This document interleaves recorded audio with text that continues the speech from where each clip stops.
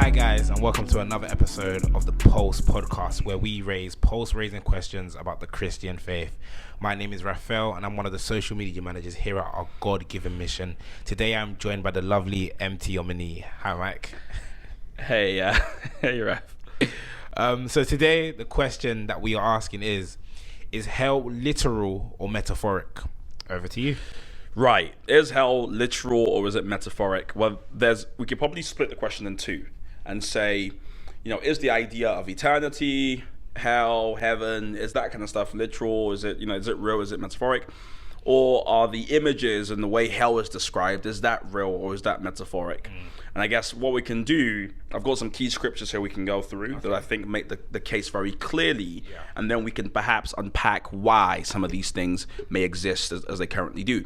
So in terms of eternity, the Bible is quite clear that after this life, there is another life, and we will all exist eternally in heaven or hell. Daniel 12 makes this pretty clear, Matthew 25, John 5, Revelations 20.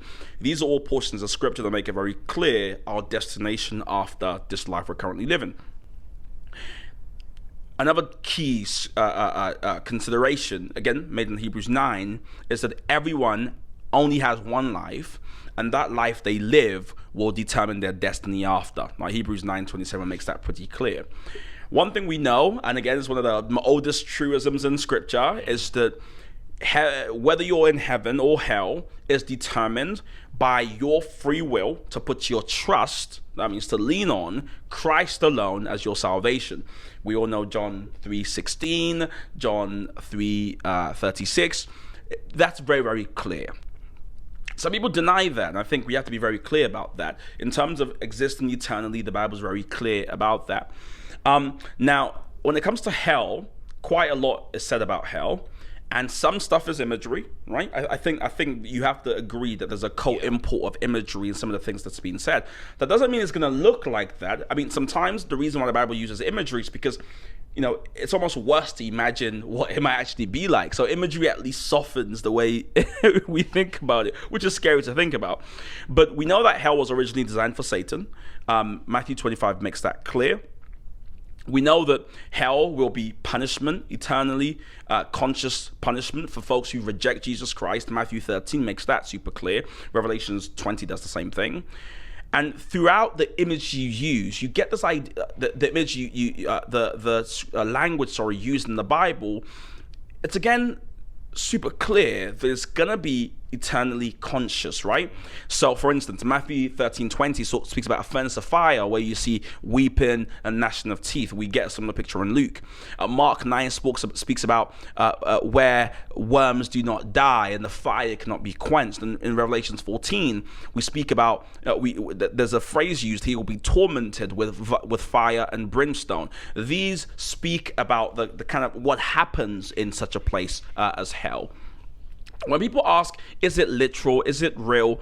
I suspect it comes from a couple of different places. First, folks might think, I want to get away from the seriousness of it or the heaviness of it, or it's just too much for me. A loving God wouldn't do something like that. And that's just, of course, a misunderstanding of what hell is. And there's a lovely phrase by C.S. Lewis I'll read in a minute. Now, of course, when we read about fire, we know fire in the Bible represents insatiable desire. When we think about darkness in the Bible, we're often talking about the absence of God, the willful remover of himself, is something we've spoken about before. So those are the metaphorical, co-imports to whatever it is we're discussing here. But what I love about what C.S. Lewis says, he says it this way. He says, in the long run, the answer to all those who object to the doctrine of hell is itself a question. What are you asking God to do? To leave them alone? Alas, I am afraid that is what he does.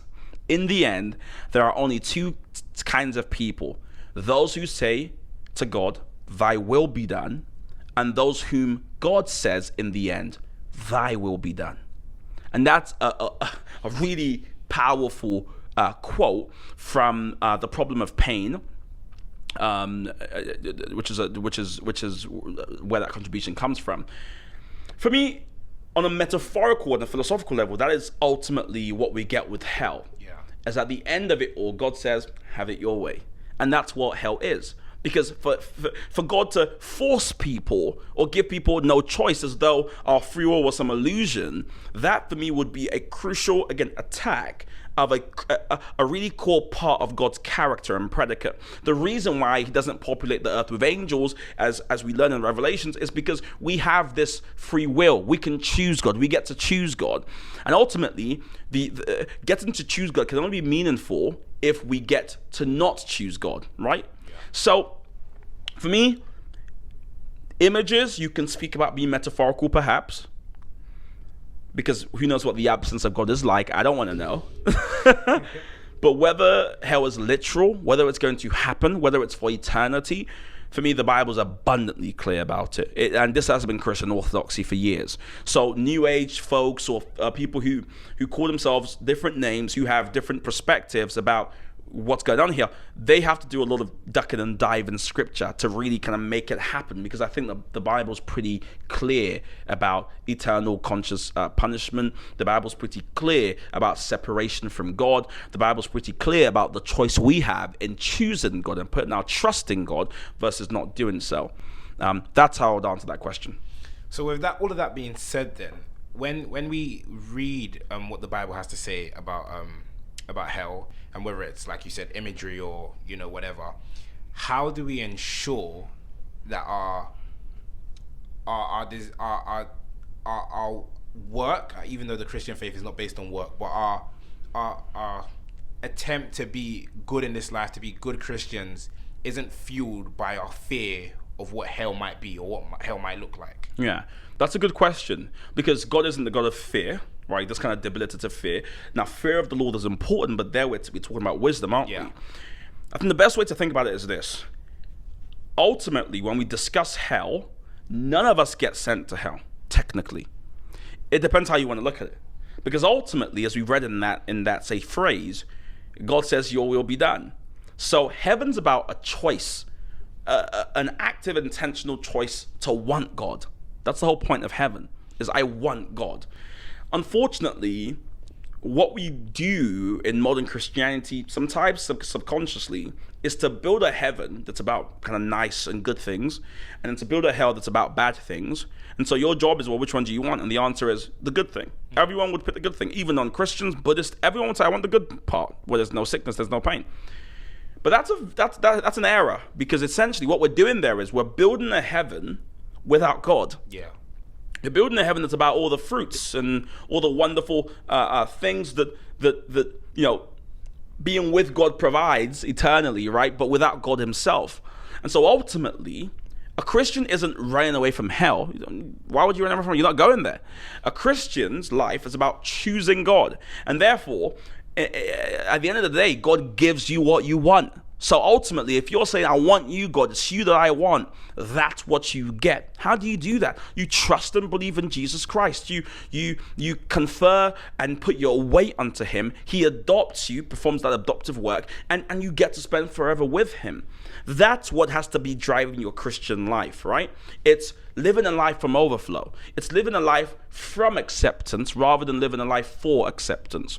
And once you see it that way, hell is a small, almost irrelevant consideration, because it's like, I'm not going there. I'm not interested. I don't want to go there. So that doesn't need to be what's fueling my life. If that's what's fueling your life, then chances are you might have built these two different images up in your head, where heaven's good, hell is bad, and you're trying to escape the bad thing. It's like, you don't do that. You're running towards. Remember, our Christian lives must be defined by what we are for, and not just what we're against. Yeah.